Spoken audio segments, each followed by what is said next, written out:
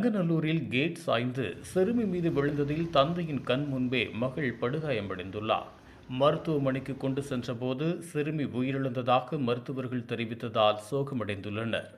நங்கநல்லூர் அடுத்த MMTC colony தனியார் அடுக்குமாடி குடியிருப்பை சேர்ந்தவர் 45 வயதான சம்பத் மார்க்கெட் நடத்தி வந்த நிலையில் இவரது இரண்டாவது மகளான 7 வயதான ஐஸ்வர்யா அருகில் உள்ள மாடர்ன் பள்ளியில் 2வது படித்து வந்துள்ளார். வழக்கம் போல் பள்ளியிலிருந்து இருசக்கர வாகனத்தில் வீட்டிற்கு அழைத்து வந்த நிலையில் வாசலில் இறக்கிவிடப்பட்டார். இருசக்கர வாகனத்தை உள்ளே நகர்த்தி சென்ற நிலையில் சிறுமி கேட்டை மூடியுள்ளார்.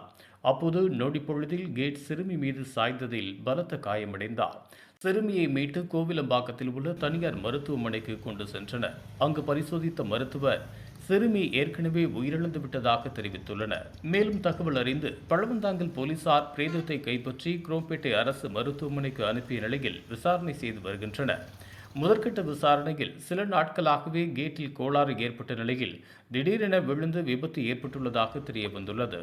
தந்தையின் கண் முன்பே மகள் இறந்த சம்பவம் அந்த பகுதியில் மிகுந்த சோகத்தை ஏற்படுத்தியுள்ளது.